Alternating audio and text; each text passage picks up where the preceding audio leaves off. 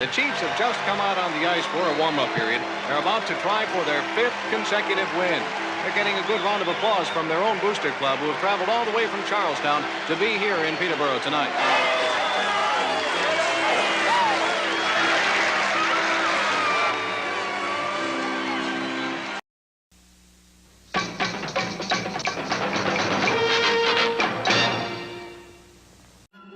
Stop doing those diet or workout fads to lose weight. Use the tried and true approach from Rockin' That Ideal Life that helps you find balance while enjoying food in moderation and nourishing your body. Try the Lean 30 program at rockinthatIdeallife.com and let today be your last first day of your weight loss journey.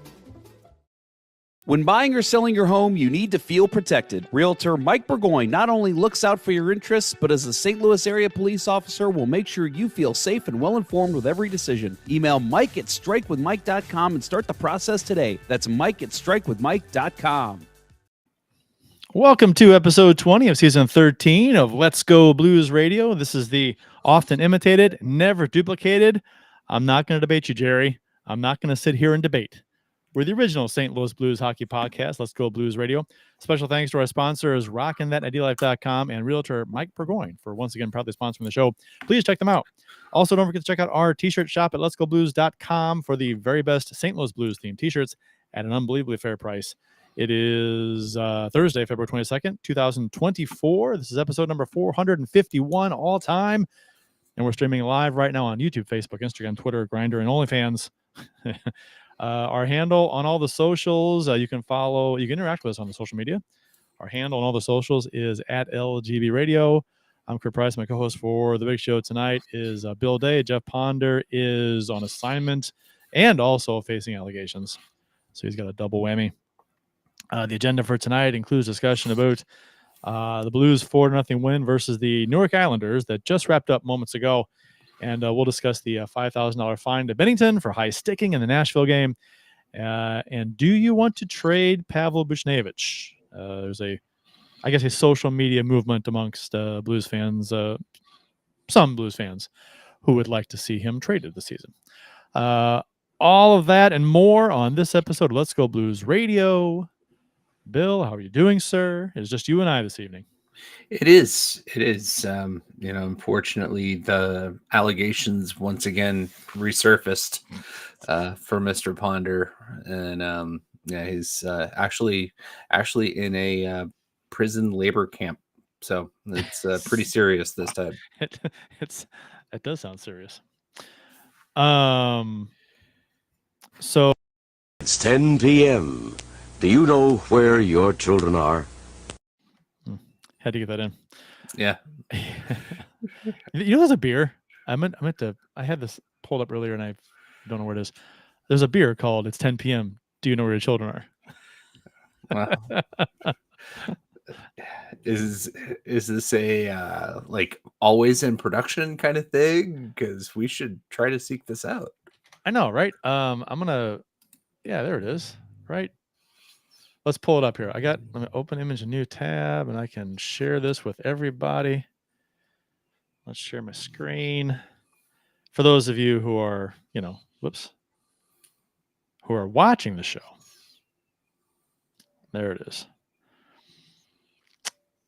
That's pretty cool. Magnify Brewing. Oh, hey, Kurt, it's your favorite. It's an IPA. Of course it is. Everything's a goddamn IPA nowadays. It's like the breweries are they can't do anything else. All the cool named beers, like the extra creative, always seems to be IPAs.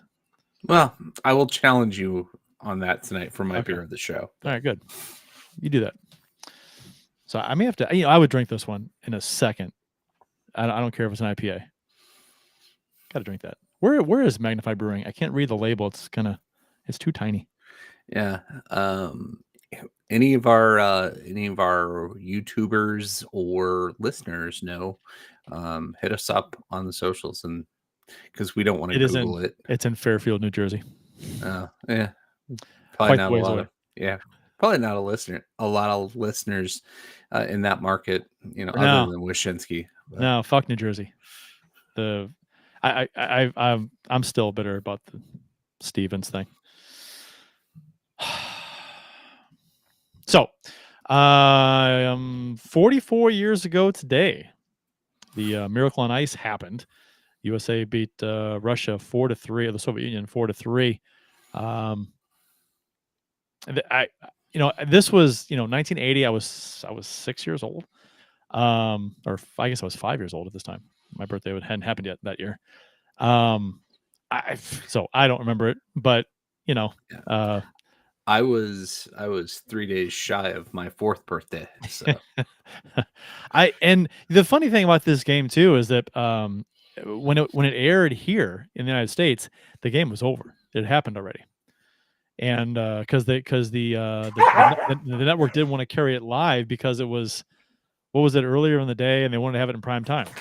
Here. And so I mean, if you knew people, or if I mean, news didn't travel near as fast around the world back then, but you could have known the score before you watched the game here. So that's But do you think some news outlets reported it? They said, if you don't want to know the score, turn your radio off. We'll tell you the score.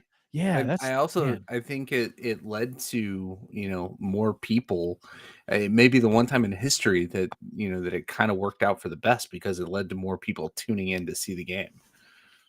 True, that's true. Yeah, that's a good point. Those who hadn't heard the score and wanted to watch, and those who did and wanted to see the USA win. That's hadn't really thought about that way before.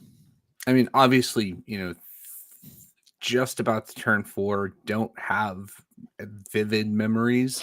I probably slept through most of the broadcast, but I do recall my parents watching it and everybody around us talking about it like it was, as great a spectacle as it is. I mean, hell, to this day, if I watch, the Miracle movie, I get chills every time I watch the damn movie. So. That music, after they go up, and then the montage, the set to music, and all oh god, just trying to hold on to that lead. They look up at the clock and just slowly taken away. It's like too much time left.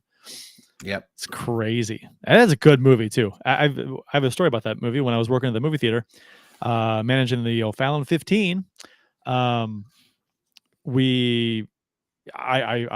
showed that movie before it was scheduled to be shown for myself and the employees. So we showed it a week early, after hours. So we got to watch it before the general public, I guess. So that was pretty cool. Fantastic movie. Yeah, while you're watching, your hair is standing on end. Yeah. How can you not love that movie? No, I have tomorrow mostly off of work, so I might have to throw that on. Mm-hmm. Good one. You should throw that on, and Youngblood and Mystery Alaska, and finish off with Slapshot, of course. Right. And one thing about that game is, and they mention it in the movie, but just for a second, about how their head coach didn't know what to do. I forgot to pull their goalie. Yeah, because they had never been in that situation in forever, and forgot to pull Michigan for the extra attacker. They never did, which is weird. And I think, and then they mentioned in the movie too, and it's quoted, I think, is a real quote that, was it Herb Brooks was saying, they just pulled the best goalie in the world. Yep. After the first period of that late goal that USA scored. So, I mean, mistake number 1, pulling the best goalie in the world, and mistake number 2, not pulling the extra attacker. Not that would have, guaranteed them the win or anything, but because they didn't score. I mean, didn't they put up 10 on Team USA in New York as a warm up for the Olympics? Yeah, they put 10-1 or 2 or something. It was a blowout.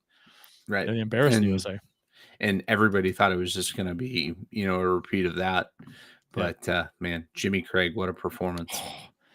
And I think that was a brilliant move by Herb Brooks to want to play the Russians before the Olympic Games, to get a close look at them, to see how their team stacked up. If they did face them in the Olympics, then they would not be doing it for the first time. And to get his team angry. Get his team angry, right? I mean, So that's just a fascinating, story and touches on his mind games that he had with the team and the players and stuff. It's just a good movie. Official beers of episode number 451. You can follow each of us on the Untapped app. My handle's at cprice12. Jeff's J Ponder 94. Bill's is Billy Blue Note 33. I don't have my beer ready, so I'm going to defer to you, even though I'm supposed to go first. But if you go ahead. I'll defer to you, and then I'll go. All right. Well, hopefully this doesn't break the mojo. I mean, it's worked pretty well. But to challenge you on your idea that IPAs have the most creative names, I am coming at you with a very, very nice Imperial Stout offered by the New York brewer Evil Twin. I thought there needed to be a theme for tonight. So Evil Twin Brewing's Christmas Eve at a New York City hotel room, Royal Suite Edition. It's my beer of the show. So the very first Evil Twin Brewing beer that I ever had was Even More Jesus. Have you seen that one? Yes, and they have a Mexican chili version called Even Mas Jesus. Do they love really? Yes, Great. Yes, because the Even More Jesus is I believe it's a stout, right? yes, Yeah, and I got it at Gazelig. I got it at Gazelig, which is I think they closed. Did they not? Did Gazelig closed? Yeah, that's kind of sad. Gazelig was kind of a cool place. Yeah, I think I made it there one time, but I went there a handful of times with Amy, and it was fun. They had they had TVs there. They had a bunch of coolers on one side where you can get fairly cheap beer out of a can. You just go there, pick out a can, and you take it to the bar and you pay for it. Or you can choose one of their many drafts they had. So it was a cool place, kind of casual, Yeah, not fancy. Yeah. Sneaky's kind of has that. They have a beer cooler plus a bunch of really good taps. Okay. All right. So my beer tonight is I'm kind of slowly whittling down my Four Hands Candy Bar Stout selection here. So this is the Almond Joy variety, the almond and coconut chocolate milk stout from Four Hands. So obviously they cannot use the Almond Joy wrapper on the can. Otherwise, that would probably cost a lot of money. Right. They spent all of their trademark getting money on the Voltron series. I think. Right. So. That, which I mean, except for the fact that they're all IPAs so far. Right. That's such a cool collab. Yeah. What they're doing. I love it. I'm a big fan. I actually, if we make it to a second beer tonight, I was able to pick up a 12-pack of the candy bar stouts. Okay. Here locally at Friar Tuck. So nice. Yeah. Like I said, I think the Snickers one is my favorite. That is the one I will do. Yeah. I had the Charleston Chew, and it's okay. It's fine. Definitely marshmallow, but sure. Yeah, but there's something about peanut butter and stout, that kind of thing. It kind of just goes together well. So you got a dog is he's tearing up something. I hope it's his own toy. He's trying to nest in his own bed, and just he's a weirdo. So I'm gonna bring you on, Austin. You ready? All right. Austin has joined us. So, What's up, Austin? Nothing much, man. How you doing? Just drinking beer and enjoying the Blues, the aftermath, the afterglow of the 4-0 Blues win over New York. Yes. Hey, what jersey you got there? What jersey you got? I'm wearing the Fisherman. Oh, man. I guess we can say we got fish sticks tonight. Yeah. I don't think I hate that jersey as much as a lot of that jersey is a very polarizing jersey. For some people hate it. I prefer I'm a old school with their logo all the way. I don't hate that one though. Yeah, I love this jersey. This is My favorite reverse retro, I think, from last year. Who is there a name on it? No. Okay. I need to get Mayfield. Yeah. Local talent. Yep, and then I'm getting my Clayton Keller jersey next week. So Okay. All right. So you got Maroon, you got Keller, yes. you getting Kachucks.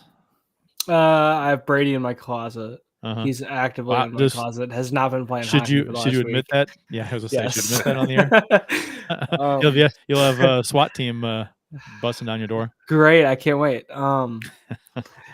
I need to get Matthew, but I'm waiting to see if the Flames come out with like any new jerseys. Because What's his name? Frederick too for Boston. Yeah, Trent Frederick. Yeah. Can you buy a Boston jersey? Is that in your?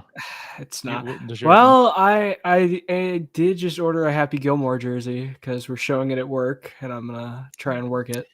You know, I have a Boston jersey upstairs. It's a You practice. do? It's a Yeah, practice you wore jersey. it for So, the. yeah, it's You wore it for Yeah, the. What was it? the Ponder Cup. Yeah.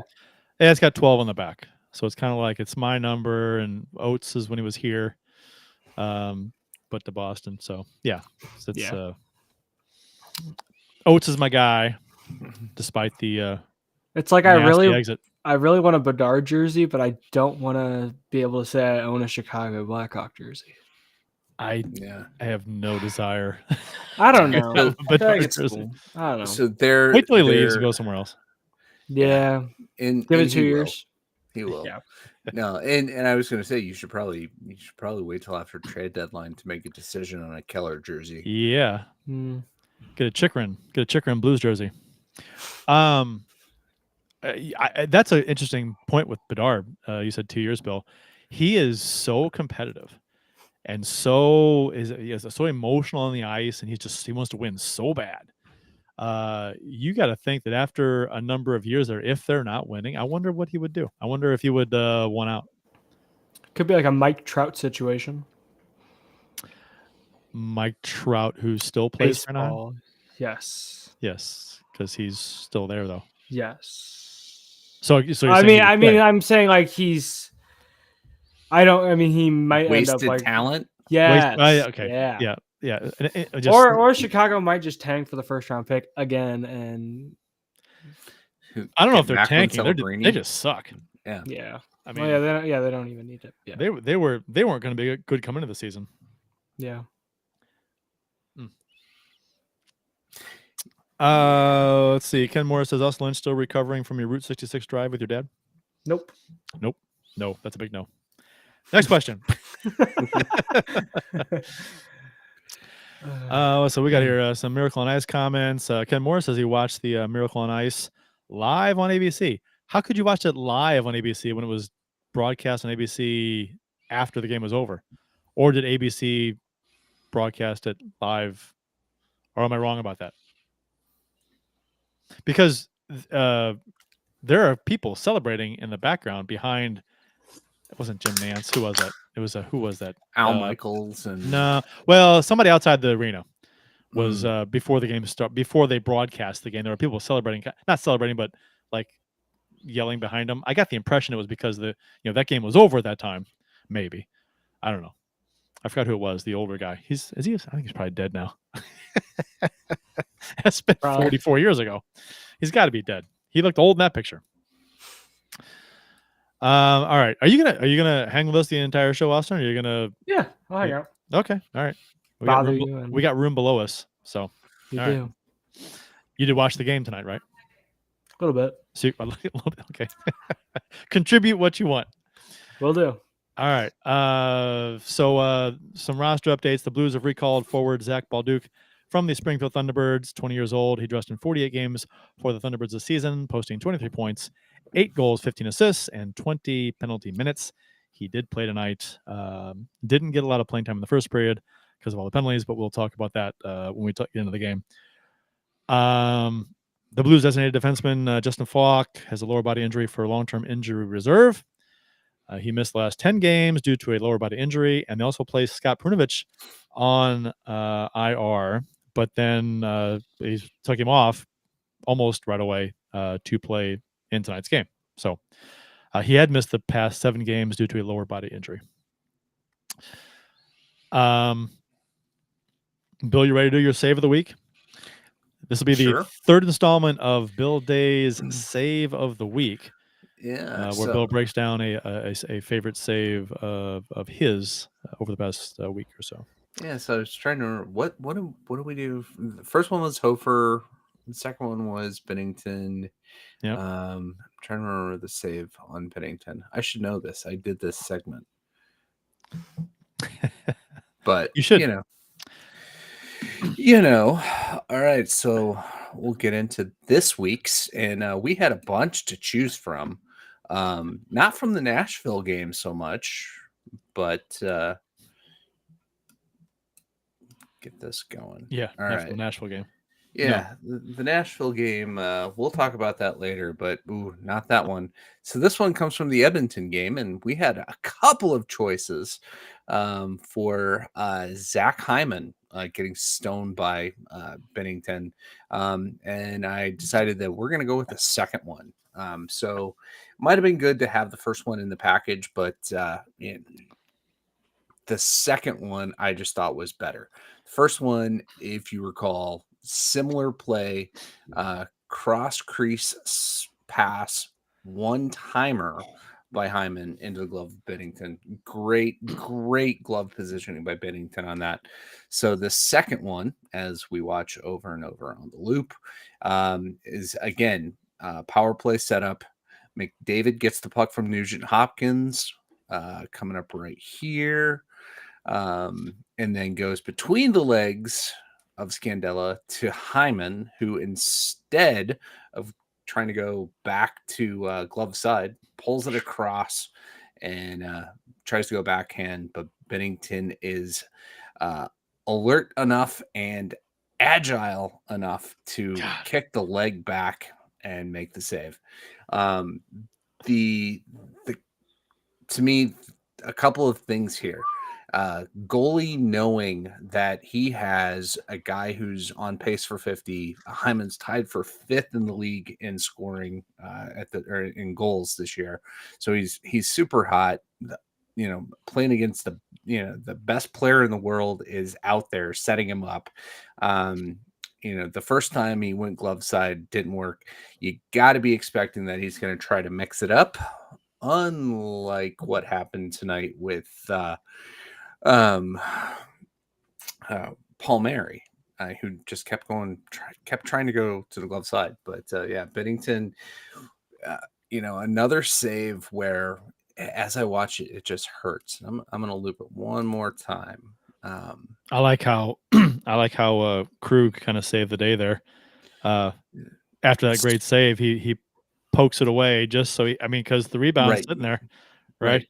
And Hyman is going to get to that play, but a goalie makes the first save. Defenseman's got to be there to bail him out, and Torrey Krug just in time. His positioning has been suspect in the last a few of the plays over the last week, but here he makes a great play to come in and clear the puck before Hyman gets back to his forehand to pot it. So, but just watching Bennington, he doesn't overslide.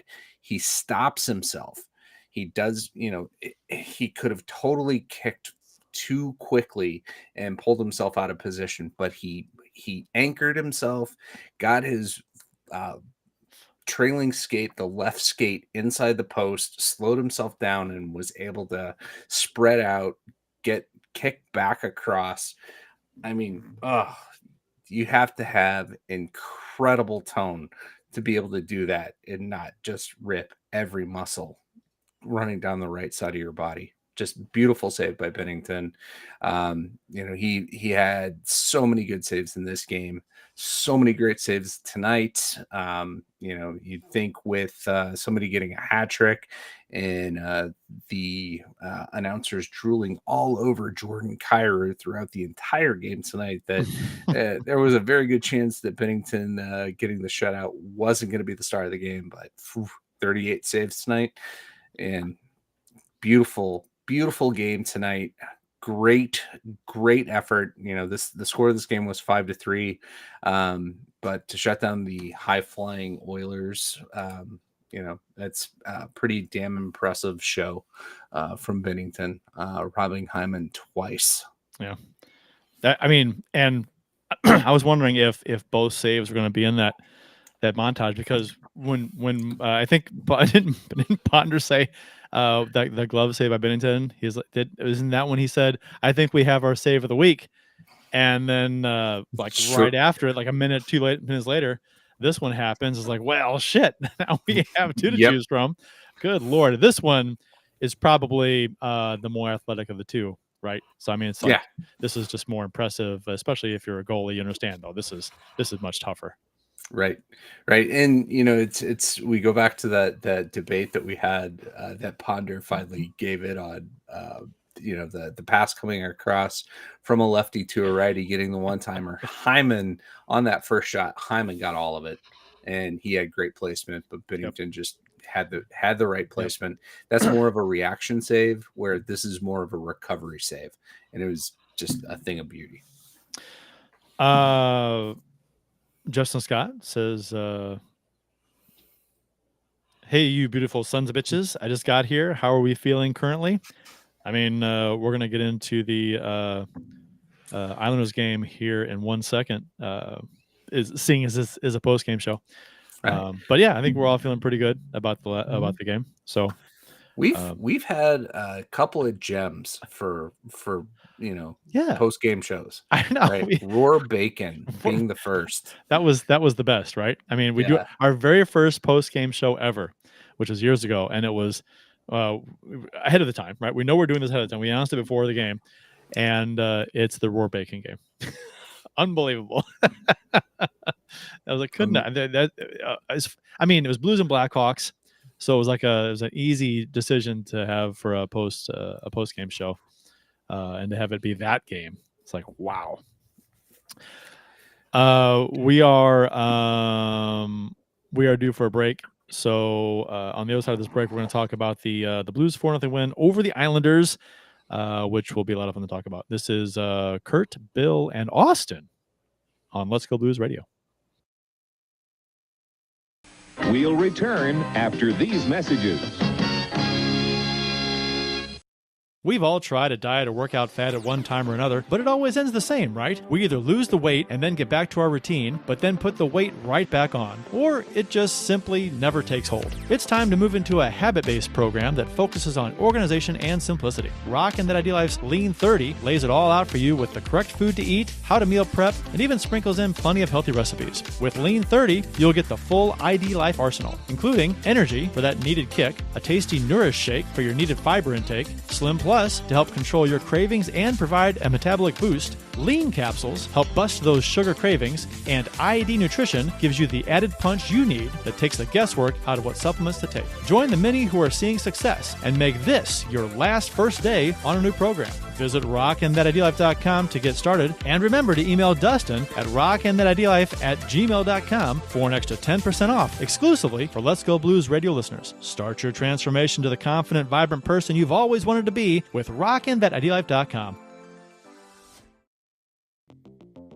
St. Louis hockey fans know how it takes a reliable captain and a team of hard workers to achieve major goals. As a police officer and a hockey player, Realtor Mike Burgoyne would wear the C in any situation. As a leader in the home buying or selling process, Mike has surrounded himself with a team of trustworthy inspectors, lenders, and escrow officers that work together more cohesively than Hall & Oates. And as a member of many teams in his life, Mike knows the service our first responders, veterans, nurses, teachers, and yes, even you Let's Go Blues Radio listeners provide the community, so he offers special rates to those individuals. Find the value in Mike's leadership and teamwork today by emailing him at mike@strikewithmike.com or calling 314-753-4060. He'll work closely with you and only show you the homes that match your goals. That email again is mike@strikewithmike.com or call him at 314-753-4060 and succeed with your new teammate today.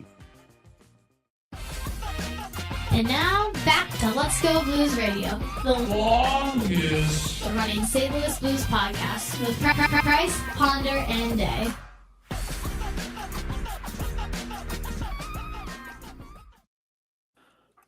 Let's Go Blues Radio is not only the longest running blues podcast.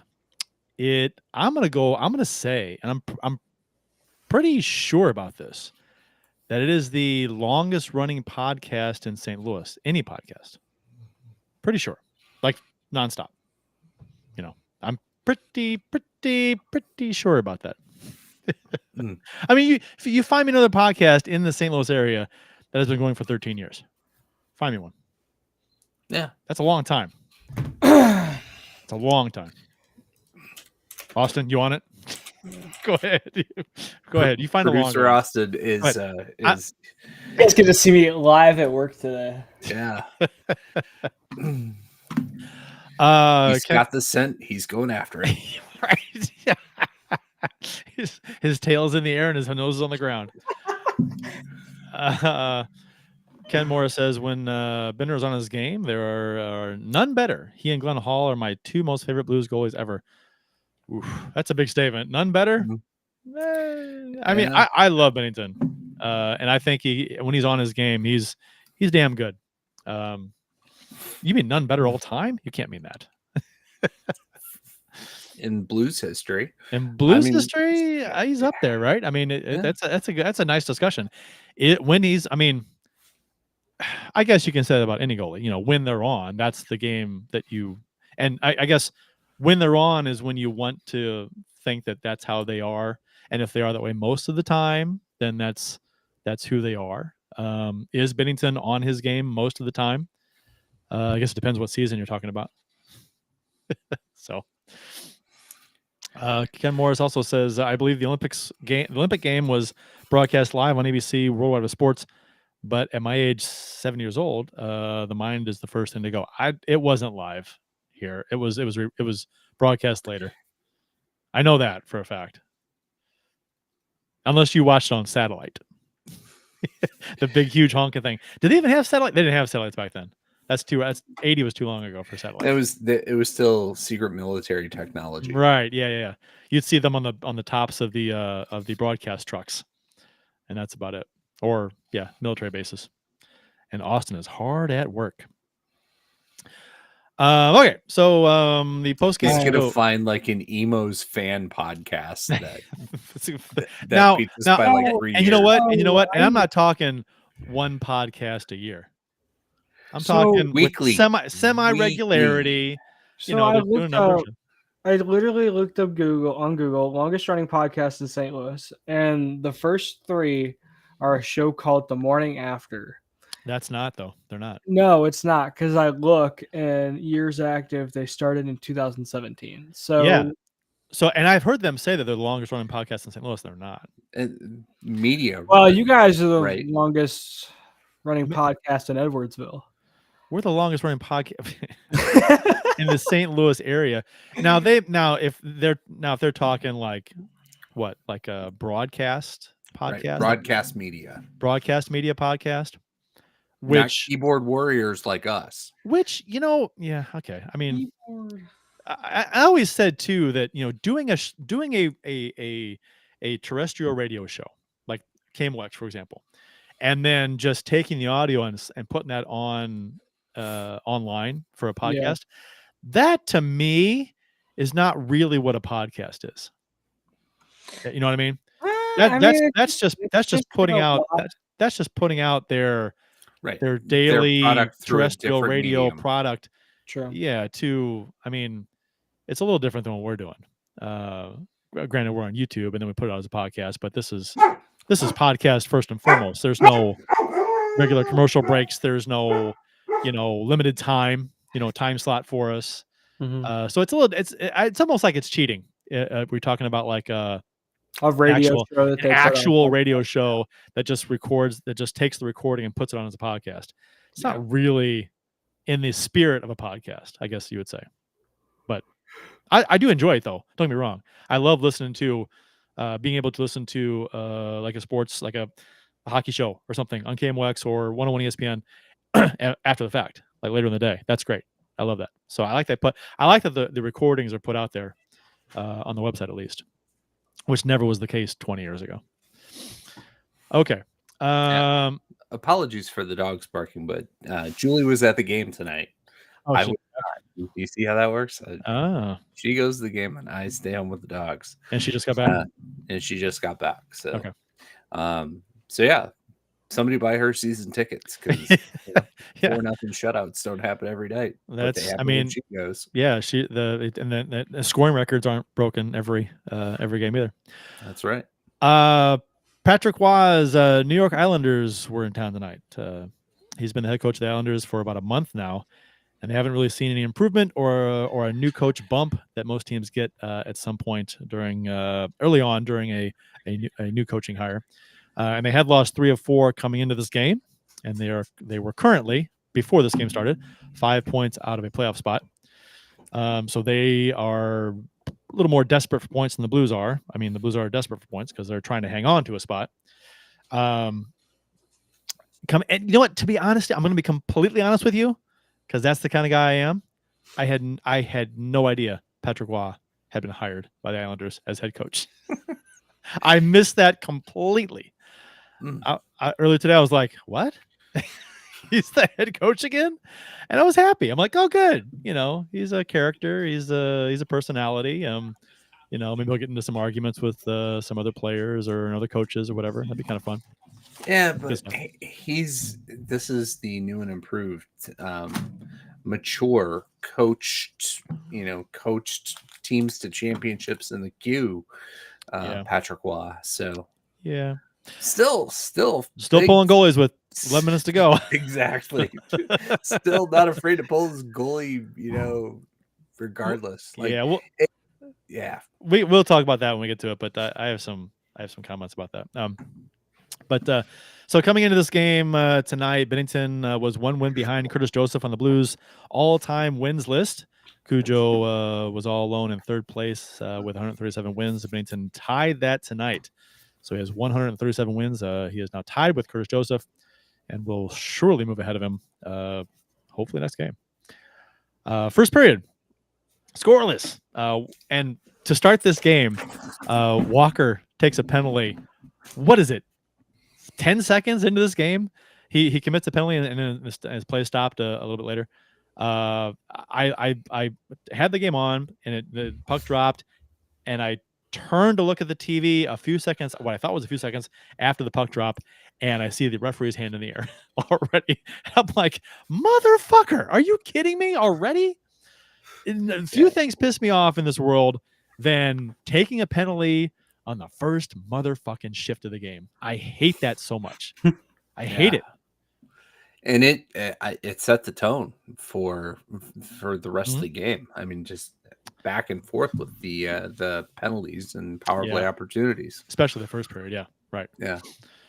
The Blues did outshoot the Islanders 8-6 in this period. Bolduc, who made his NHL debut in this game. So the clock starts, I guess, on my comments right on Zachary Bolduc, as far as his whatever it was, 35, 37 games with the Blues for his career, with the over-under, whatever that was. So he didn't play much in the first period because of all the penalties. Doesn't kill him, doesn't play in the power play. And he actually went 10 minutes without seeing a shift in the first period. So, and the only time I even noticed him on the ice was in the very last minute of the period, the closing seconds, when there was a shot that went wide where he was cutting in the net, and he had a chance at a redirect, but he couldn't do it. So that's like how my coach played me in high school. Just like you'd sit the bench for 10 minutes straight. Unfortunately, yeah.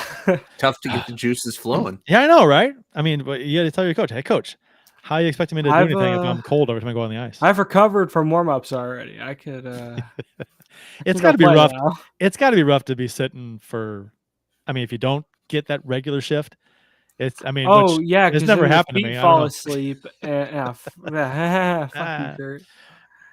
Your feet fall asleep on the bed. Yes, dude. Like all the blood flow, I just go into my feet. My skates are already tight. Like, how do you tighten your skates? Everyone laces their skates differently. Like I would always pull from the front and then go.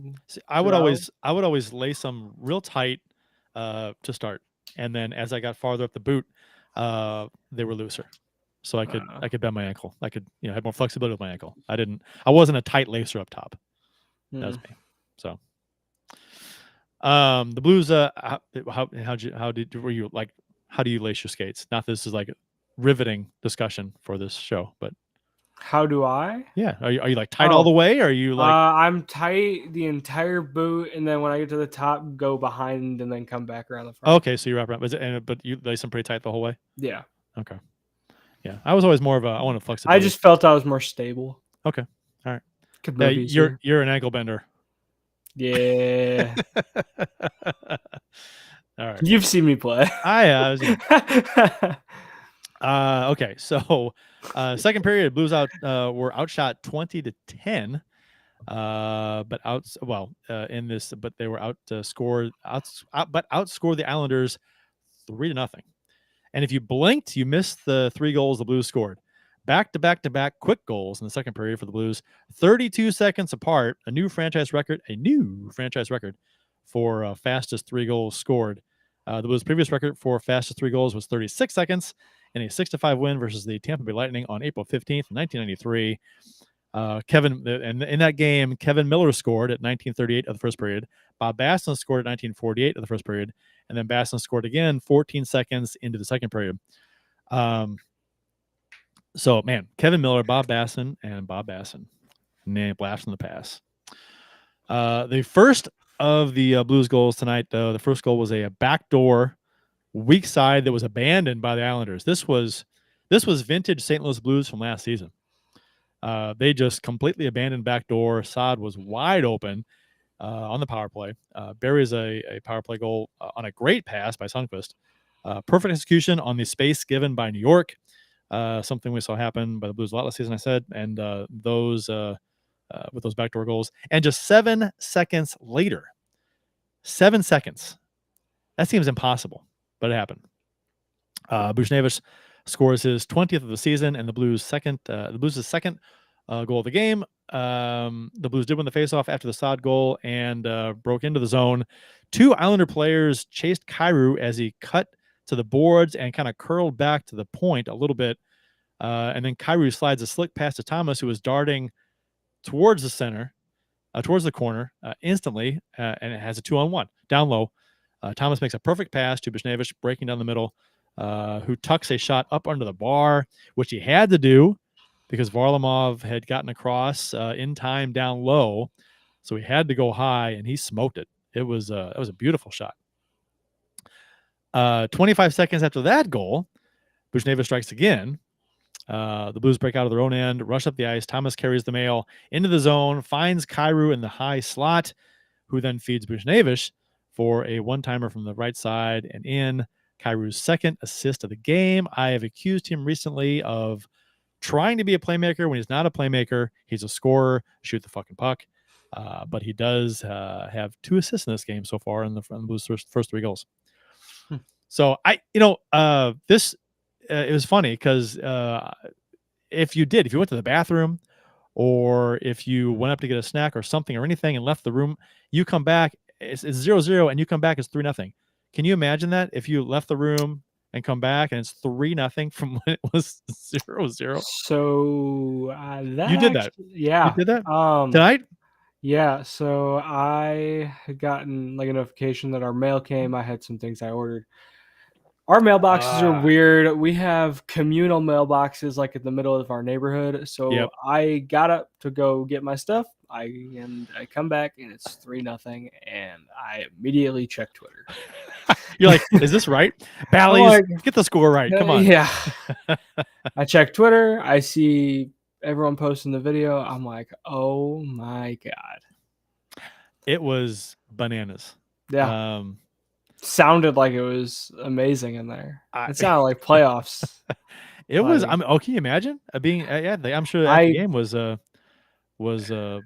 We should ask Bill to get an analysis from Julie about how loud the crowd was for that third goal.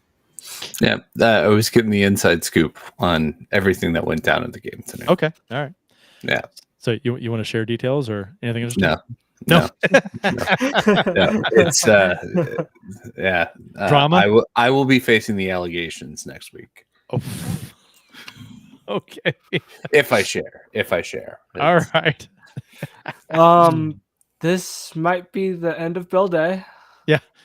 The end of days for Bill Day.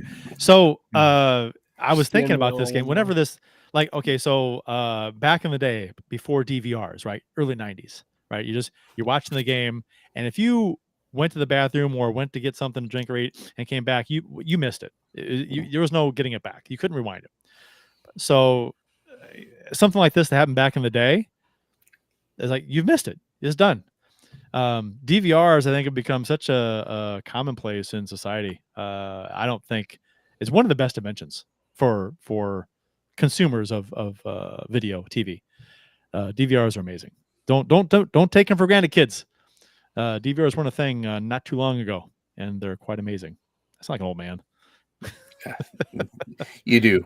But if anybody from Spectrum is listening, get better about your DVR. Like, I should be able to like you still have. You're making me consider switching to DirecTV so that I can pause live TV. You still have. Why can I? Yeah. You still have hardware. Oh, no, come on, Bill. No, I'm full streaming Spectrum package. Oh, but their cloud DVR just cannot pause live TV. I would have to wait. Yeah, I would have to watch the recording instead of the live broadcast. Oh, that sucks. Yeah. See, okay, and it's pretty wonky. I don't know what you're paying, but look into DirecTV streaming. That's what I have. It's nice. We're pretty close to making the switch at this point. Okay. I have YouTube TV, and then to watch Blues games, ESPN Plus, and a VPN, baby. Yeah. I love my VPN. Yeah, I got fed up with VPN during the pandemic, so I decided I would pay the subscription price. What do you use for VPN, Austin? Express. Express. I use what is IP Vanish? That's what I use. I think it's I've had. Sounds a little sketchy. I'm not gonna lie. That's great. IP Vanish, fantastic. It's really nice. It's got an app for my phone, so I can put the VPN on my phone if I want. Nice. I can use it on my TVs if I want. It's pretty cool. I've had it for years now, and I've had no issues. Pretty. I guess I'm doing that. I do that without thinking now. Third period in the game tonight. So Bill. So when you were watching this game, I'll be the cheesy, stupid reporter, journalist, who is interviewing a player after a big moment. So Bill, what was going through your mind when the Blues scored that third goal? Yeah, we scored. Good answer. Got to protect the house now. It's a total team effort, both ends of the ice. Forecheck, back check, paycheck. I thought the game went from being anybody's game to being over in 32 seconds.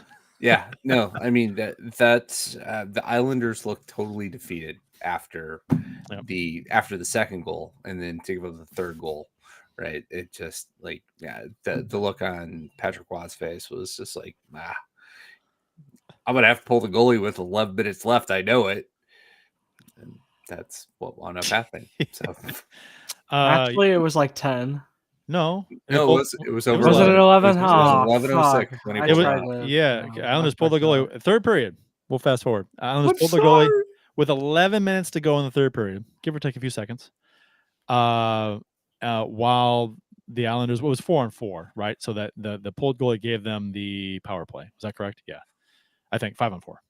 So, and then Buchnevich lofted one. The Blues had a shot at it right before that, which I think was Thomas, who missed it wide from about center, and then Buchnevich lofted one into the empty net from center for the hat trick. And Wah did this all the time with Colorado, and I kind of I like it in the sense that it's, I mean, back when he started pulling the goalie early, correct me if I'm wrong, but I don't think teams were really pulling goalies early. Like if you're down by one, I think it was still pretty commonplace to wait for like a minute and a half, 2 minutes at the most to pull your goalie with if you're down by one. But Waugh would do it with 3, 4, 5 minutes left to pull So they erroneously reported that he once pulled a goalie in the second period. Might have happened in the juniors, but not in the NHL level. If you Google search Patrick Waugh pulled goalie second period, you get like all kinds of highlights about him pulling the goalie in the third period, as much as 14 minutes left in a game. Well, I imagine that his strategy at the time is not to keep him pulled. It's to take advantage of opportunity, like say a power play, so you get a 2-man advantage because Right. you need to go. Like in the case in point tonight, 11 minutes to go. Is that early? Hell yeah! But I don't think in his mind he had any intention of keeping the goalie pulled for 11 minutes straight. He's trying to he's pulling the goalie to get a power play chance here, to create a man advantage because they're down by 3. Period's almost half over. They need something. And so I have zero issues with him pulling the goalie here. I mean, they need a goal. They weren't getting anything. He's trying to shake things up. 4-on-4. Yeah, it was 4-on-4. So he's pulling the goalie to create a power play. So it didn't work out for him. They didn't really have a lot of puck possession, and the Blues got the empty net goal. It is what it is. I have zero problem with that gamble. If it was 2-0, I say this is stupid because you don't. It's still too early. But 3-0, you need that goal to make it a 2-goal game. And he saw an opportunity to try with a man advantage to do it. I have no problem with it. It's fun. It's interesting. It's as a team, when you pull your goalie with that much time left, it's gotta feel like you're out there with your dicks out. Just because you're like you can't. It's like, oh my gosh, we have no goalie, and there's 11 minutes to go in the game. It's not like a minute and a half where you're like, well, might as well. We're gonna lose the game. We gotta, it's a Hail Mary. But there were 11 minutes to go. So, it's an interesting thought because as a goalie, I absolutely hated getting pulled. I wanted to be able to affect the game at every point. From a strategy point of view, I get it. I get it why you pull the goalie.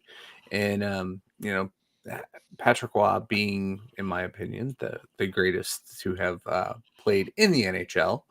I know that there are people that will argue statistics and all there's that. There's 3 guys, right? That come in the conversation.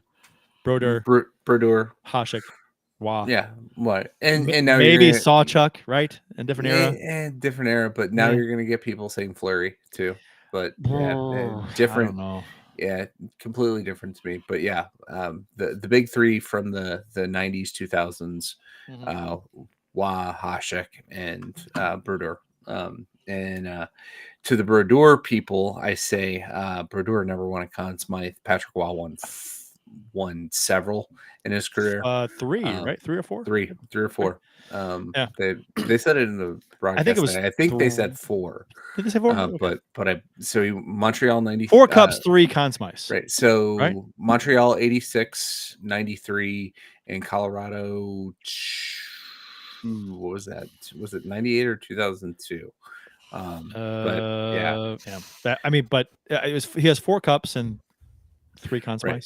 But when Marty Brodeur won the Stanley Cup, the Conn Smythe went to Scott Stevens, Scott Niedermayer, and the other goalie, Jean-Sébastien Giguère. So, right. Yeah. Well, and New Jersey had that awesome defensive system too. So there was right. And I am not a Marty Brodeur hater. The guy was great goalie. Probably the best scoring goaltender, better than Hextall, who invented that game. But yeah, no. I think he's he's had plenty of time to ruminate on this, and it's, if you don't think you're going to win the game, why not? Sure. Why not just keep doing this?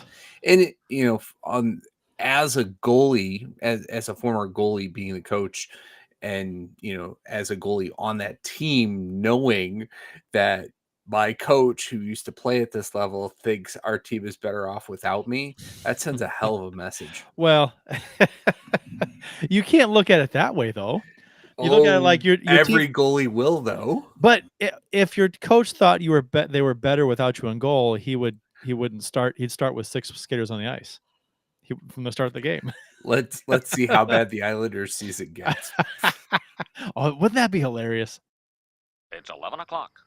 Do you know where your children are? I told you last night. No.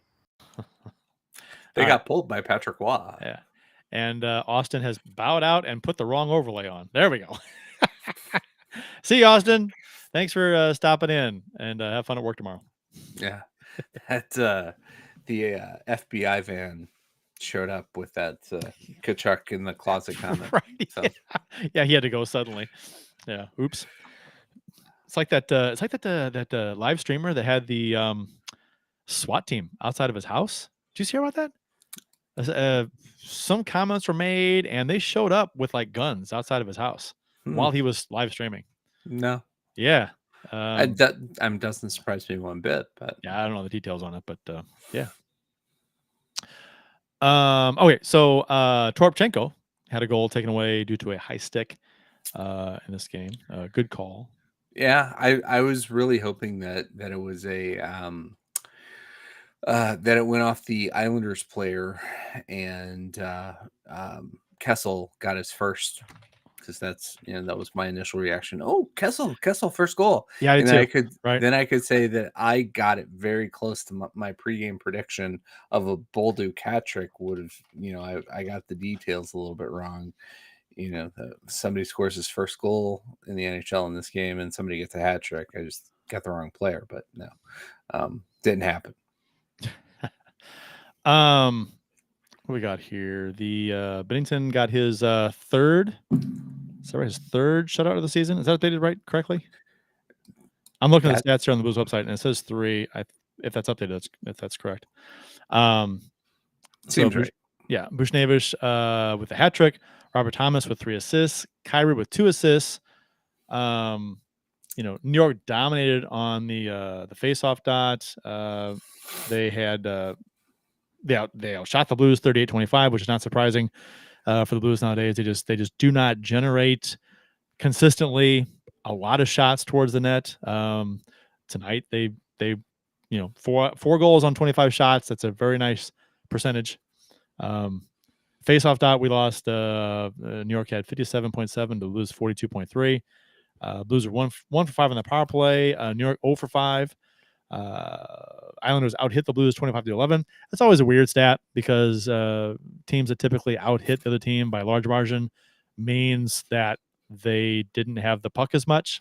The other team had the puck more, so they're throwing more checks. That's kind of a weird stat. Blues had 11 giveaways. The Islanders only had 3. I don't believe that for a second. Takeaways, Blues had 15. Islanders had 10. So very good. Bennington stopped 21 out of 21. I'm sorry, 38 out of 38 for the shutout. I was going to say, what period was that? Even strength shots were 21. 16 saves on the power play. 16. Yeah, including several high danger scoring chances from Kyle Palmieri. I mean, he kept trying to go glove side one-timer across the crease, and Binnington had him every time. And I think Binnington figured it out pretty quickly that Palmieri wasn't going to try to get it up. He was going to try to go low, and he kept sealing everything off down low. He great reads. He was very good tonight. A number of great saves. Justin Scott says his 3rd shutout of the season, 15th of his career, he believes. Yeah, the previous one was the Washington Hall of Fame game, where his agent Mike Liut was honored. Justin and Scott, I was there. Of course you were. So hey, no, somebody buy Julie season tickets. Jordan Biddington will be the shutout leader of all time. He's been back-to-back Jordan Biddington shutouts. Justin Scott commented, said Buchnevich and Kyrou needed this game because those two have had a rough stretch of games. I agree. I think Kyrou's had a rough season, except for that short, few games when he made those comments about Berube, where he turned it up, had some goals, and looked better. Defend own zone play. He's been much better than last season, but my God, he especially lately, I guess he has been. If you watch him, he is a turnover machine. He mishandles the puck constantly in the neutral zone and the offensive zone. He is constantly making bad decisions with the puck or just mishandling it, turning it over, fumbling it, making a bad pass. It's horrible. I've said it before this year. His ability to accept a pass is just, it's not there. He struggled so hard with that, and it's one of those things. If you're, I feel like it comes down to having the right stick, having the right equipment, and being comfortable with it. Right?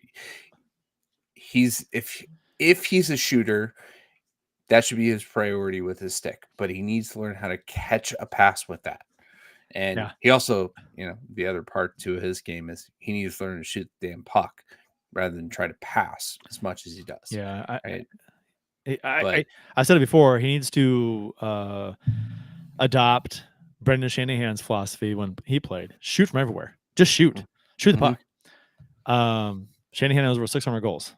And I'm not saying Kyrou is that kind of player. I'm saying that he's got the shot. He should be taking it more often. He's not a playmaker. 2 assists tonight, whatever. He's not a playmaker. Shoot the fucking puck. I mean, don't wait. Just get in a lane. You got to look. Shoot it. Don't look to set somebody else up. Ever. Ever. Ever. And Buchnevich too. Yeah. I mean, he's just had a rough year, I think. As far as production goes. I don't think he's producing at the rate that he should be. Missing the net a lot. It's like he's got Parayko syndrome. But great game for him tonight. It's fantastic. Hopefully it's like some kind of breakout game for him. No, I actually made the comment to somebody. We were casually chatting about the Blues today at work, and I made the comment that with all the trade talk around Buchnevich, that it seems like he's playing poorly, so nobody will want to trade for him. His play, his poor form has been pretty inexplicable. And we've got on the agenda later to talk about. We'll talk about it now. The rise in what I think is social media comments about wanting to trade Buchnevich. Some Blues fans, some vocal Blues fans, Dan Riley, one of them, and Mike Meyer, I think, is another one, who writes for the Hockey News, the Hockey Writers. Big difference there. Sorry, Hockey News and Hockey Writers. Big difference. As I turn on the Predators and Kings game, where the Predators are winning. God, are you fucking kidding me? Yeah, maybe the Predators beat the Knights the other night. Yeah, it's like they're. God damn it. Yeah, we put them on a heater. It's if you don't hate the Knights enough, they fucking lost the team that's right on our asses. Like, come on. And if you don't hate the Kings enough, it looks like they're going to lose to them. What period is it? Second? It's just 2. Going to the third. It's just 2-1. So Buchnevich, So I mean, and the thinking is that from them and some others is that the Blues are not going to re-sign Buchnevich in 2 years when his contract's up. So he's under contract for this season, obviously, and then next season. And so the Blues have him for a little bit yet. But they don't think the Blues are going to re-sign him, which they may not. But and so they want to move him now. And my take on that is I'm not again. They think they can get a whole lot for him, which they might be able to. I don't think they'd be selling high with him though at this point. If his value may have come down a little bit this season because he hasn't had a great season. Of course, I say that after he has a hat trick, but and I think what Gensel just went out for Pittsburgh. He's down. He's out hurt. So and I think Mike Meyer was saying that he thinks that they'd be interested in Buchnevich, and we should trade him to them, or try to. And I was like, Pittsburgh. I mean, I was yesterday. They were 10 points out of a playoff spot, and I'm like, they've got to go on a run, get closer before they make any big moves. Why would they make a big move? Give away assets. I mean, they're trying to make another run with Crosby and Malkin while they still, and they're, still productive. But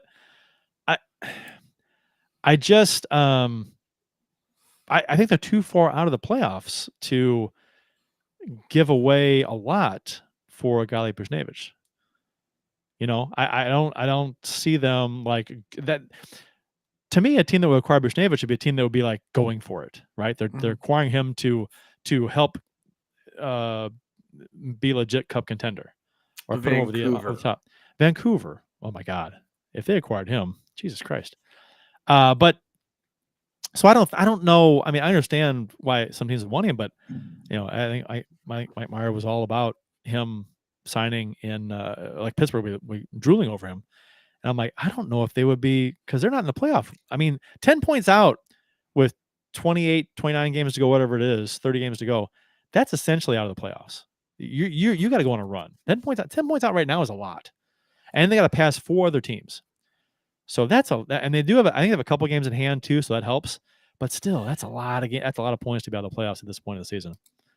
So, yeah. And, if they made a minor move tonight, compared to acquiring Buchnevich, but they got Bemstrom from the Blue Jackets, so that probably is their strategy to replace Gensel for up until the trade deadline, and then if they don't improve, they're probably sellers, not buyers, and they're not going to bring in a Buchnevich.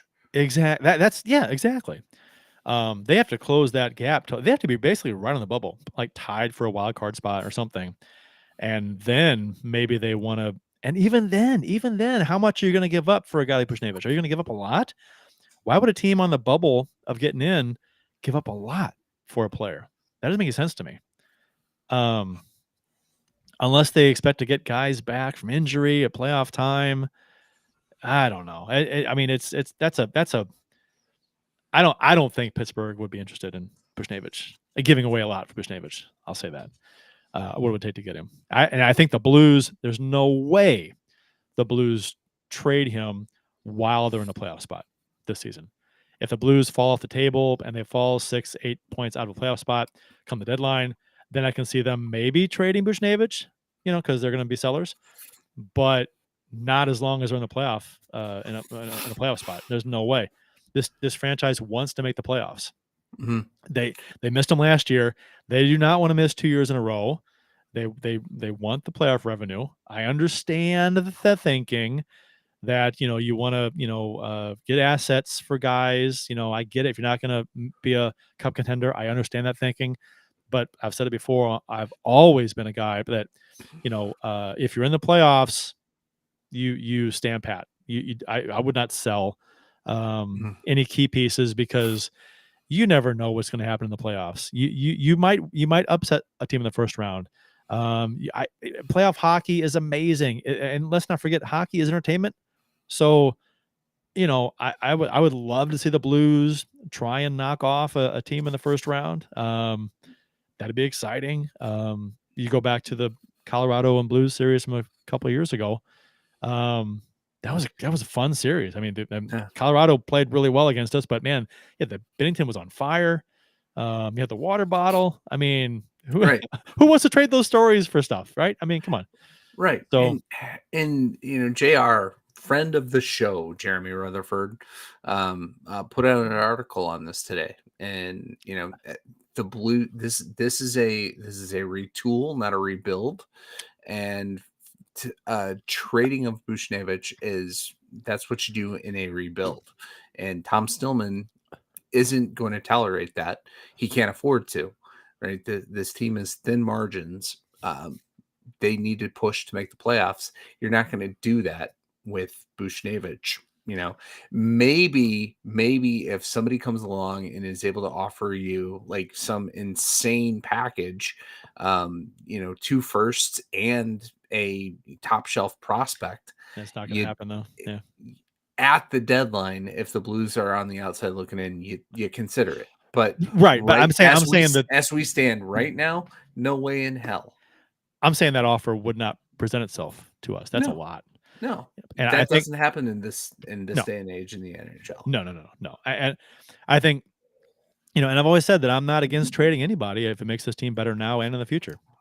That's a no-brainer to me. Trade them. Anybody. I'm talking Thomas. If you can acquire an elite center and an elite defenseman for, I'm talking hypothetical craziness. But if you get like a really great package for somebody, yes, trade them. If they don't have no trade clause, nobody's untouchable to me. People, some fans throw around the so and so's untouchable. No, they're not. Hypothetically, if I can offer you a shit ton and you'd be stupid to turn it down. I know you like the guy. The guy could be a Hall of Famer in the future.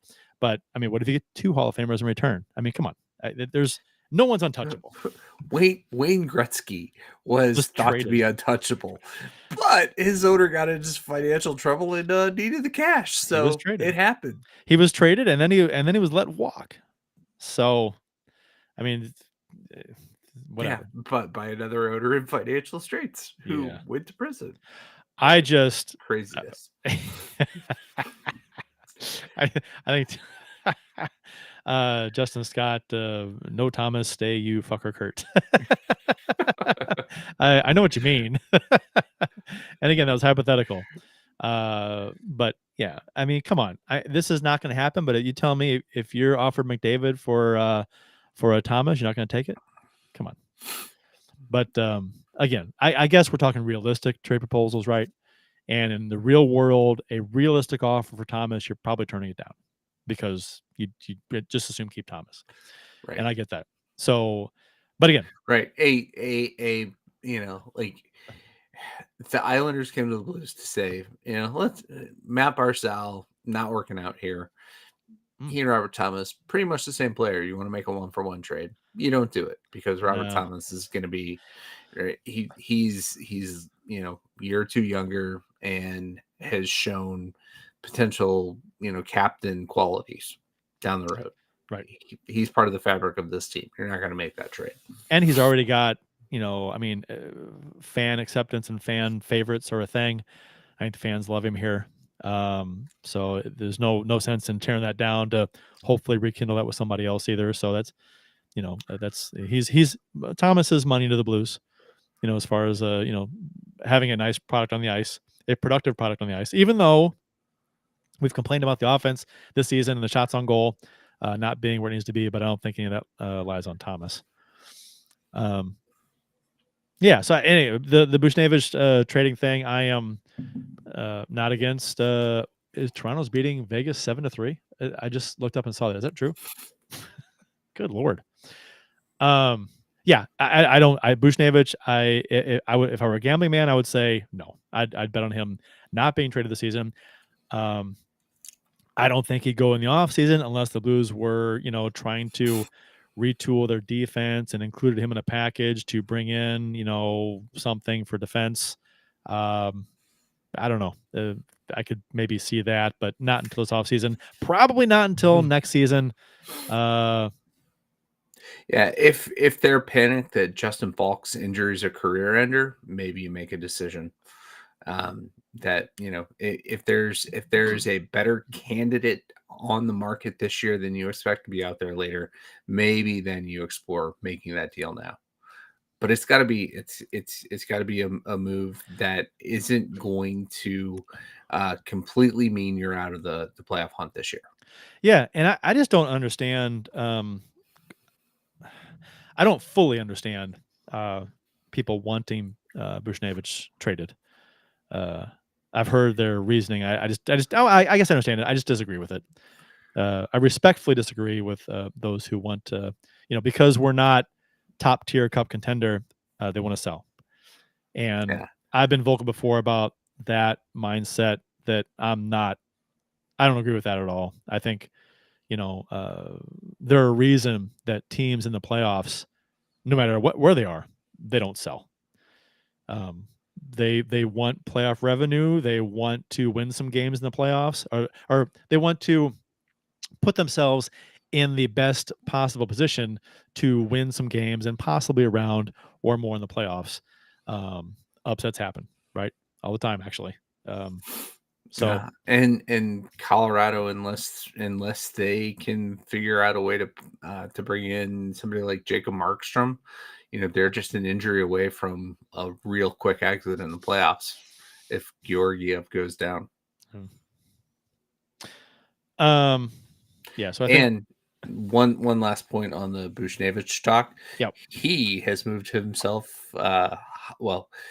Chris Johnson's moved him up a spot above Vladimir Tarasenko on this year's big trade board from I don't get Buchnevich at 7, Tarasenko at 8, Jake Gensel, who's on IR, at number 3. So take it for what it's worth.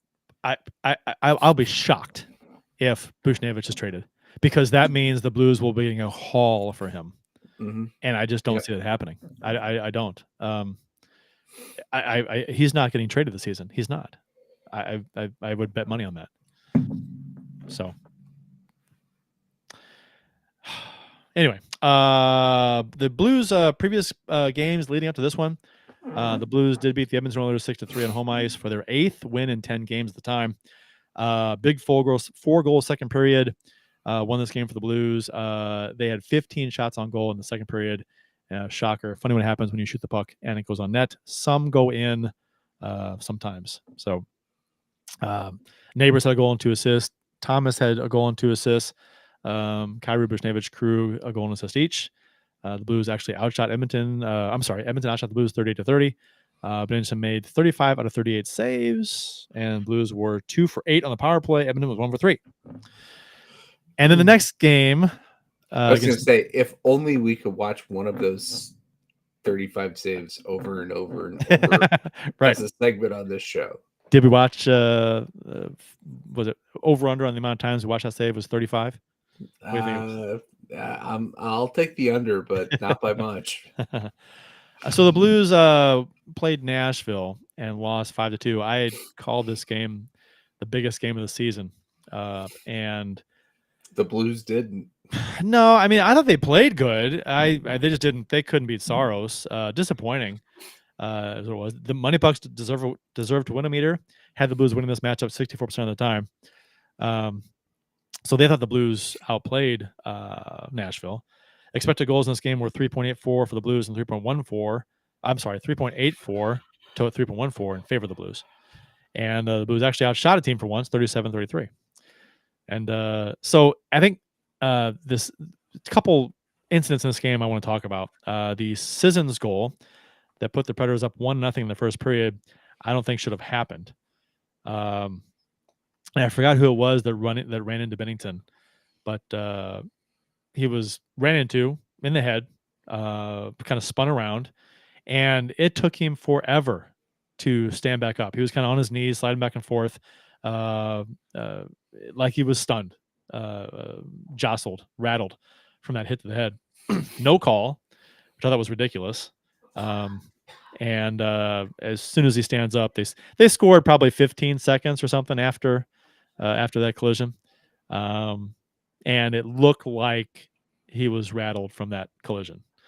So, I mean, yeah, I think he clearly was. But typical Blues turnover in the defensive zone that set up the goal.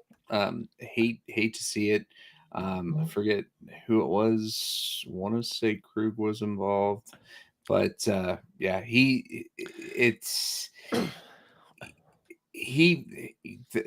contact to the head definitely, if it didn't daze him, like you said, I think the word you used, rattled, is a Yep. very good description. Dazed. It's tough. It's tough to come back from that right away, especially if they make good contact.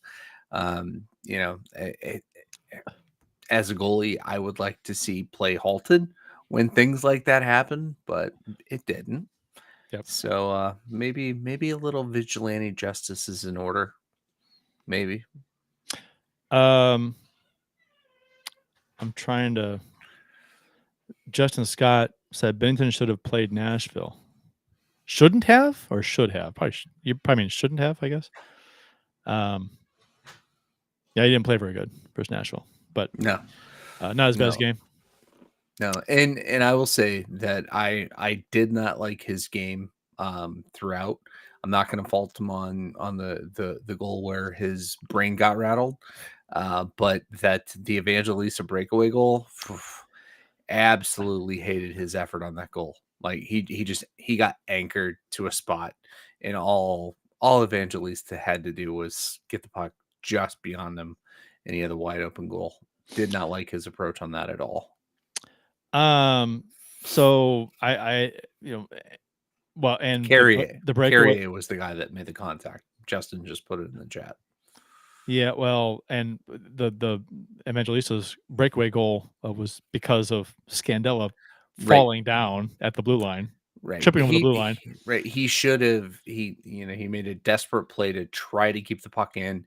He should have just let it go. He just mishandled it. Yeah, he should have just let the puck go by him. So that was just a Keystone Cops moment there for the Blues. Predators own the third period, outscoring the Blues 3-1. Braden's brother Luke Shen scored to put the Preds up 4-1, essentially icing the game. Even though Walker scored with just over 7 minutes remaining to make it 4-2. O'Reilly scored the empty net goal to add insult to injury. So Bennington high sticking Luke Evangelista very late in this game. Parayko is coming out from behind the goal. Evangelista's trailing him. Parayko has the puck, and Bennington. This is where people disagree on what happened. Some are saying he went to tap his post for positioning, I guess, or whatever goalies do. They tap the post sometimes when the play leaves the zone. It's like, okay, there's the post. Get your bearings. Yeah, get your bearings. And went to tap his post and hit Evangelista because as he cuts around the goal, hit him in the face with the handle of a stick. Others are saying that he did it on purpose because if you look at the replay, he does see Evangelista as he's coming from in front to behind the net, which I guess the goalie would do because he's aware of where players are. But then I don't know how he knew it.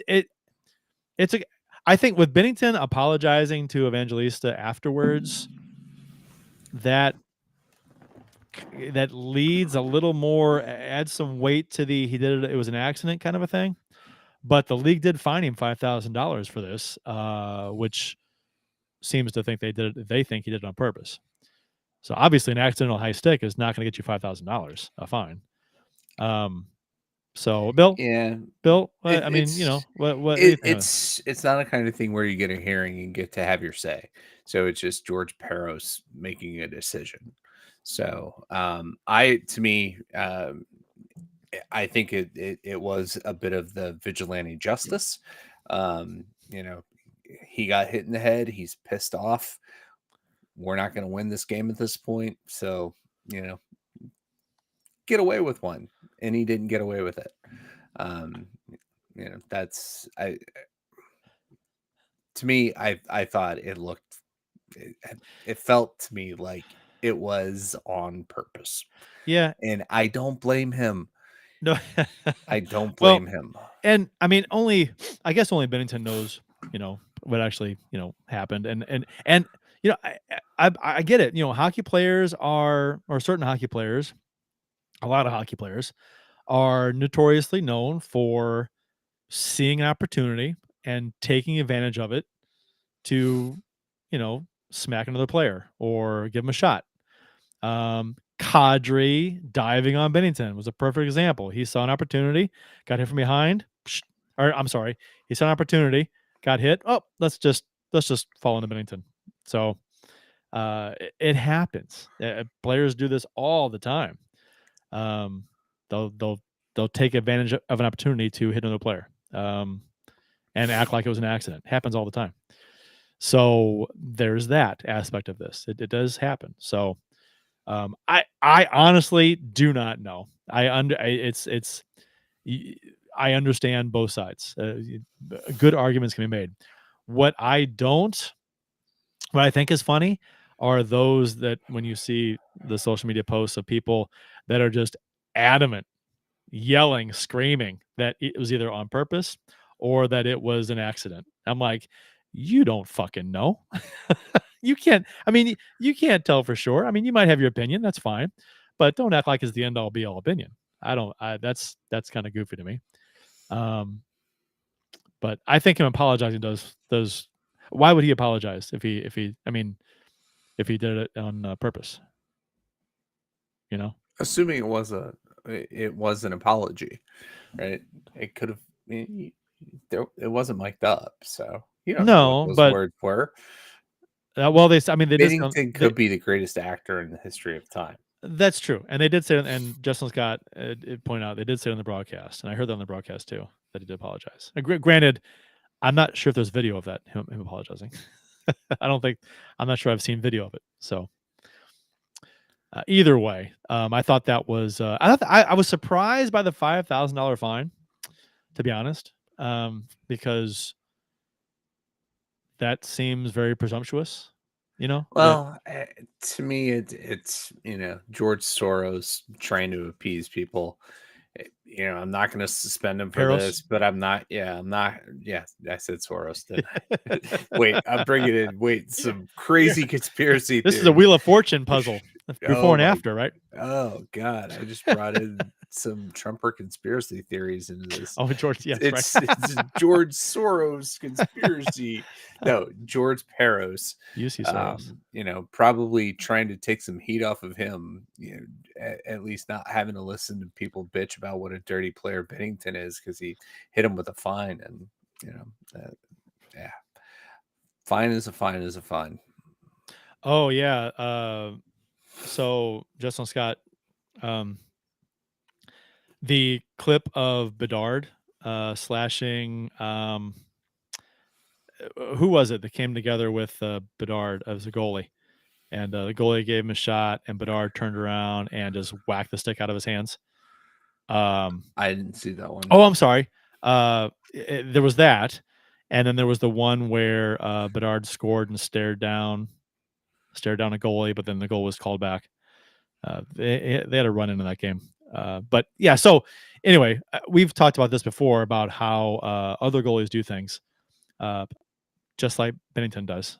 But for some reason, when Bennington does it, it is magnified, and everyone's up in arms.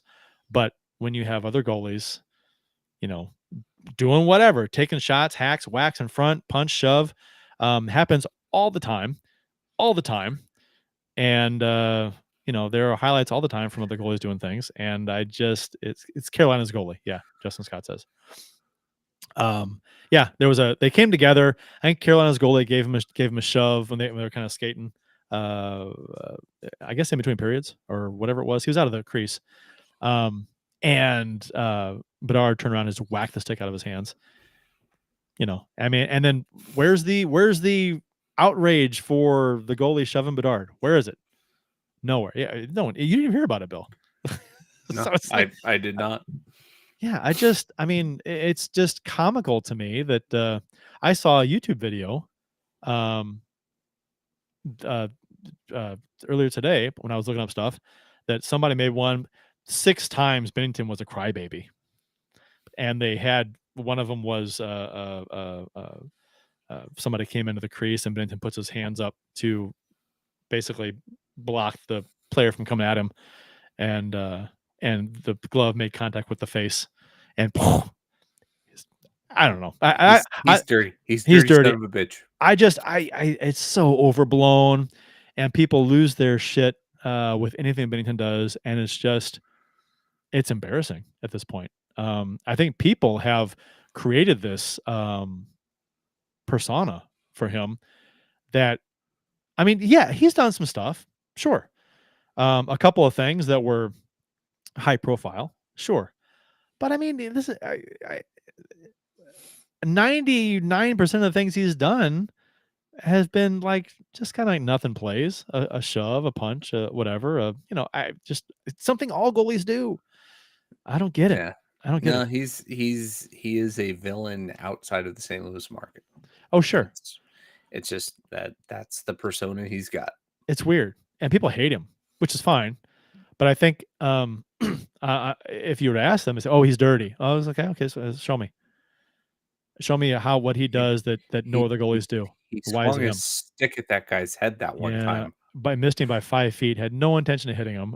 People blow that out of proportion too. I mean, what he did was stupid. It looked dumb. He shouldn't have done that. But it was almost like he skates over the cadre, swings a stick, and it's basically a fuck you thing. He misses him by 5 feet. He has no intention of hitting him, but he swings his stick. And so if you as a fan, you see it from every angle, you can't tell how close he is. And it's, oh my God, he swung at his head. No, he didn't. He swung it up, but it missed him by a mile. It was just like a fuck you thing, which was stupid. He shouldn't have done it. But people make it into more than it was. So I don't know. And there's no fine for that. There's nothing. So I don't know. And yeah, Justin Scott says Fleury. Marc-Andre Fleury is notorious for being that guy as well. And he's praised. So, and he wanted to fight Binnington. Man, that should have happened. God, should have happened. Yeah, that linesman should be as hated as Don Denkinger. I'm sorry. You got that wrong, sir. I mean, I don't want to be an apologist for Binnington because he had this season. No, he's got like one incident this season. That's the stick, right? That's it. Right. That's it. It's a stick that could have been accidental. Right. And people were, right. The antics that we've heard about over since the Kadri shit, it's not here this year, right? He is a mature, veteran NHLer at this point, and he's playing like it. And people have their opinion, and they're not going to let it go. And I get it, and I think those people that have those opinions are typically people that don't watch him play. They'll see highlights. They'll see that highlight of him doing something, right, twice a year, right, and that's all they remember. Right, and they'll look at the stats guys and get their take that he's just not that good. Yeah. But yeah, he's pissed off because he's losing games. His numbers aren't very good, and of course they say the stuff, and they don't watch him play. They don't. It's comical in a way. Okay, so the Blues did lose this game 5-2 against the Predators, and they had lost. The Predators had lost 2 straight and won for just the second time in 7 games heading into this game. Binnington did stop 28 out of 33. St. Louis was 1 for 4 on the power play. So was Nashville. And this game allowed Nashville to come within 2 points of the Blues. The Blues had 1 game in hand. So, and then Nashville beat Vegas the other night to tie the Blues, and now they're beating LA right now 2-1 in the third period. Then they could keep pace with the Blues with a win tonight. So, root for LA if you're up. Right. Where LA's, LA would have to go cold again, like super cold again, for us to catch them. So yeah, let's go Kings. I'd much rather solidify that last playoff spot than worry about catching a team in front of us. But I'd much rather see Will Ferrell than Dirk Bentley or Tim McGraw or a catfish on the ice. Right. Oh, that's so weird to me. That's like, oh, Detroit has an octopus. We need something too. No, you don't. No, you don't. No, you don't need to throw dead animals on the ice. They don't have to. It's weird enough Detroit does that. It's no, just let it go. You have your own thing. Don't pick some other dead fish and throw it on the ice. Dead mammal, whatever it is. Trust me, as a guy that's unknowingly sat next to the guy that had the octopus in his jacket, it's disgusting. Ugh. I couldn't figure out what the smell was. Thought the guy spent too much time in Brooklyn before the game, but whew, yeah. Has anybody ever been? I don't expect you to know this. I'm just like talking, but I wonder if anyone's ever been thrown out of a game for throwing an octopus on the ice in Detroit. Probably not. Not in Detroit, but in St. Louis, they I bet you have. they might. Yeah, that's a good point. Not in Detroit though. Which is interesting to me. It's like you throw an octopus on the ice, that's okay. But what if you're a Nashville fan and you're in Detroit and you throw a dead catfish on the ice? That'll get you kicked out. Why? Why would that get you kicked out, but not the octopus? I mean, you open that barn door. Homerism. Right? Yeah, sure. That's exactly it. So So real quick, while we're Yeah. on the subject of the Predators, yes. the Predators Farm Club in Milwaukee is on a heater, 18 straight, and their goalie Yaroslav Askarov. I don't know if you've seen this, but it is probably the greatest bobblehead type giveaway that I've seen in hockey in several years, maybe since the Bennington on the Shriners motorcycle. What's his name? Yaroslav Askarov. Yaroslav he Okay. bench pressed the goal after making a save. I think it was last year, but it was a great clip. I see it. But it is a beautiful giveaway, and they only made 2,500 of them, so they're going to be super expensive. But man, what a beautiful thing! They just showed a highlight package on the ESPN broadcast of the Preds Kings game. He made 3 insane saves tonight for a 1-0 shutout to keep that streak going. There's the bobblehead. Oh, that is such a beauty. That is awesome. Yeah, I'm sorry for you podcast audio listeners. We're showing it on the show, on the YouTube show. That's yeah, he's laying down and he's bench pressing the crossbar. That's pretty cool. Yeah. Yaroslav Askarov's bench press, February 10th, 2023. So it was a year sponsored ago. by Lee Jeans. Yes. Proud sponsor of the Milwaukee Admirals hockey. Right. That's good stuff. I like that. I meant to put that in the outline, so I'm glad the show led us there anyway. Okay. Do you have bobbleheads, Bill? No, I have a couple of old Cardinals ones, a Mike Matheny one that I kind of turned into a Daryl Porter bad Daryl Porter tribute, not really tribute, but parody with some white out on the nose and that kind of thing. But wow. Yeah, I wasn't a very tasteful younger version of me. That was an era of Major League Baseball where that was kind of all over the place, right? With the Mets, and the Mets were notorious, right? Dwight Gooden for going on like that. Darryl Strawberry, having sex in between innings. Yeah, and their flight back after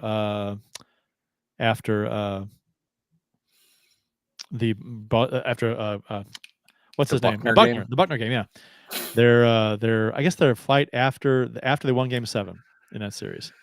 That was the next game after the Buckner game. Their flight back. I guess Game 7 was in Boston.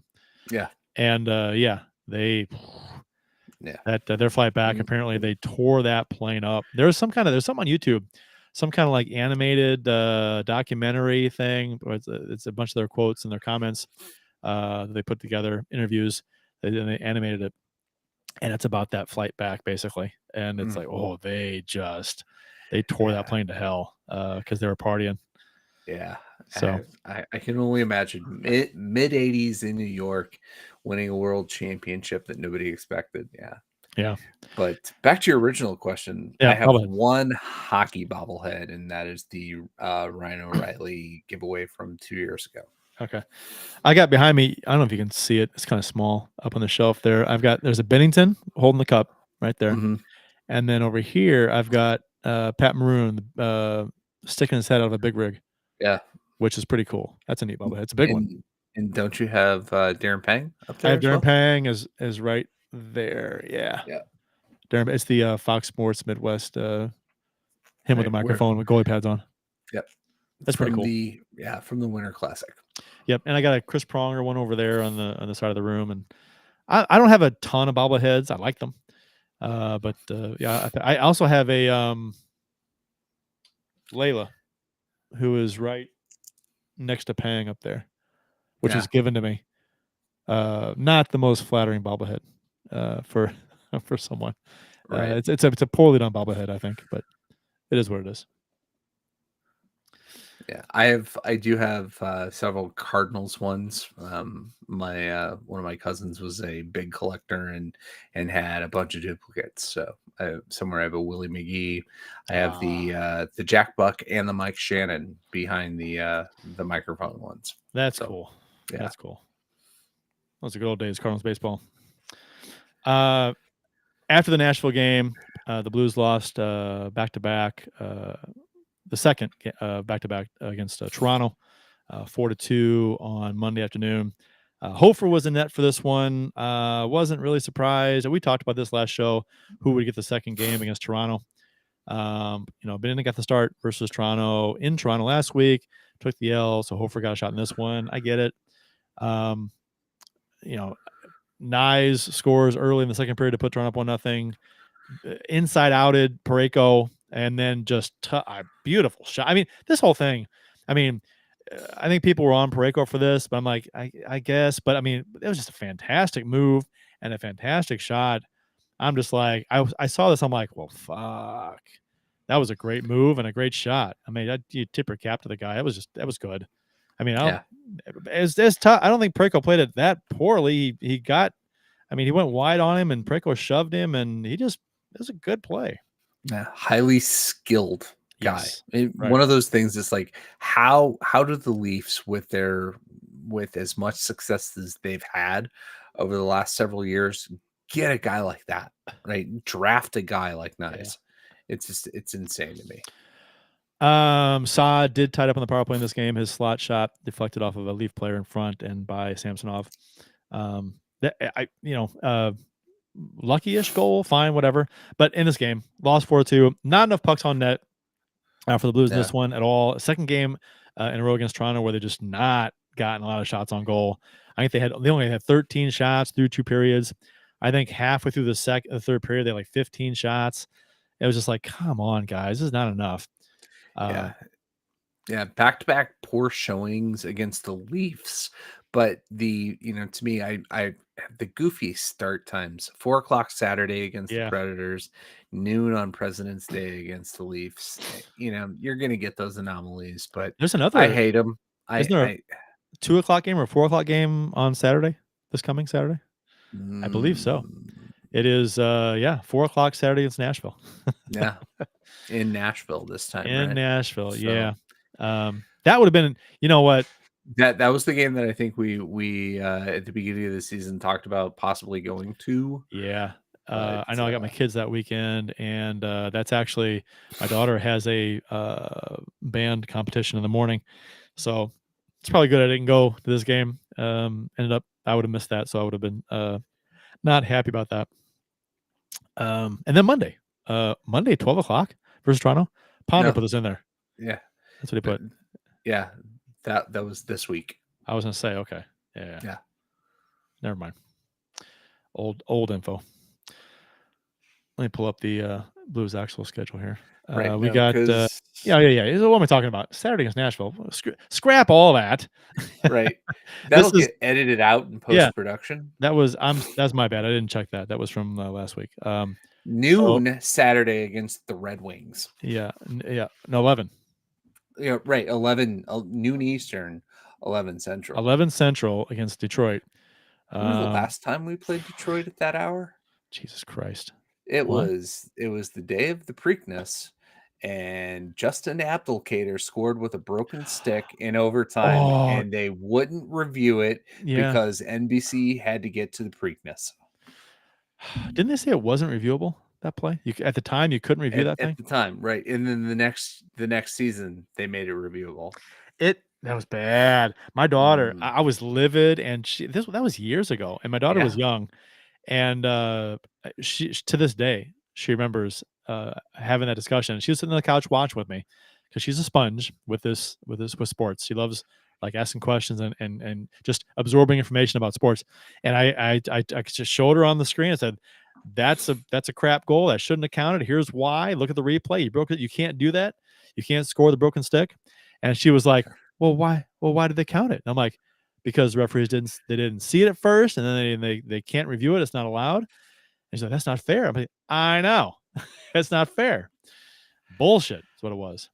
Yeah. Well, and that was I think that was the last season that we were in the same division, so it meant something. Whereas, this weekend's more just a homecoming game, right? With Blues North. I'm sure. Well, we did a show. We talked about that goal back then. So we've been doing this for 13 years. I should find that show and see what we said about it. I'm sure we're all pissed. Find that clip and insert that over the gaff of the schedule. Right.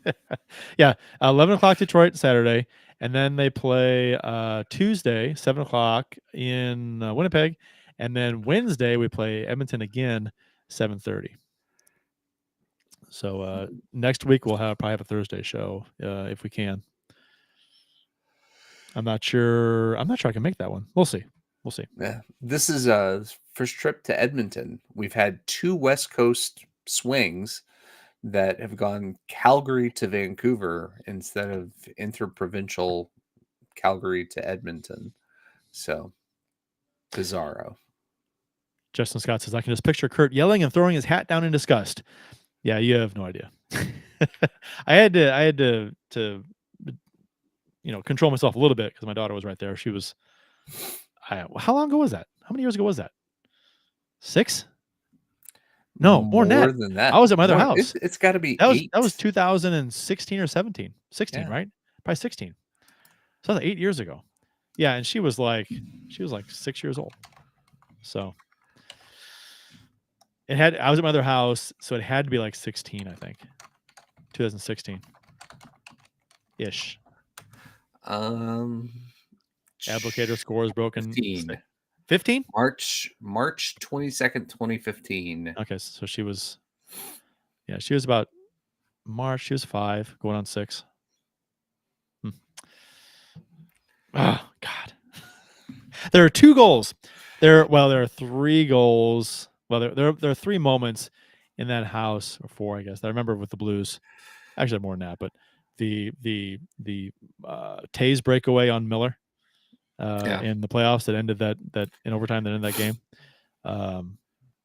and against the Blackhawks, and then that Applicator goal, and the Blues losing, I think, that series of the Hawks, and me going outside and just yelling "fuck" as loud as I could, and my daughter hearing me from inside the house, and then the Blues losing to the Sharks in the conference final in Game 6, I believe it was. So, those stand out to me. Was it Game 6? Against the Sharks? 5? Was it 5? It was because I know they lost 4 games to 2. We lost on home ice, right? 4 games to 2. We lost on home ice. So it was Game 6. I was at Game 5 in San Jose. Okay. So, all right. Yep. All right. So that about does it for this show. Pretty good post-game show. Justin Scott does say, is it just me or is Thomas sounding more and more like a captain? I think he has sounded like a captain for like a little while now because they always talk to him. He's talking a lot for interviews after games and stuff. So yeah, he probably is the next captain of this team. Yeah, him, and Jake Neighbors. Yeah, Neighbors is a little younger, so we'll see how that goes. When Shen's 10 years up here, a lot can happen between now and then. We could bring in somebody that's more deserving, but have more experience. You never know. Anything else, Bill? We're gonna shut her down. What other option do we have, Earl? None. Let's Go Blues Radio has been brought. Let's Go Blues Radio has been brought. Now I'm questioning my words. Has been brought to you in part by Rockin' That Idea Life. You can get 10% off by emailing Dustin at rockinthatIdeaLife@gmail.com and tell him Let's Go Blues Radio sent you, and by Realtor Mike Burgoyne. Give Mike a call today at 314-753-4060 for all of your home buying and selling needs. That's 314-753-4060. That'll wrap up episode 20 of season 13 of the original St. Louis Blues Hockey Podcast, Let's Go Blues Radio. Thanks for listening, and thanks to those who participated in the YouTube and Facebook live chats during the live show. We hope you enjoyed it as much as we've enjoyed bringing it to you. For the MIA Jeff Ponder, Bill Day, and producer Austin, I'm Kurt Price. Until next time, everyone, give Bennington a break. Let's go Blues. Let's go Blues.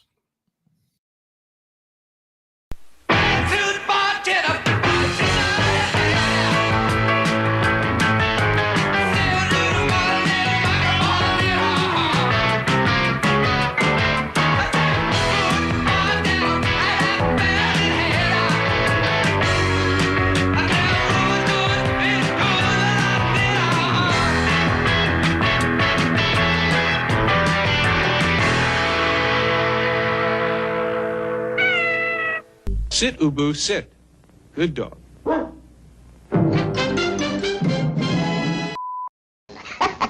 You thought I was going to say, son of a bitch, didn't you?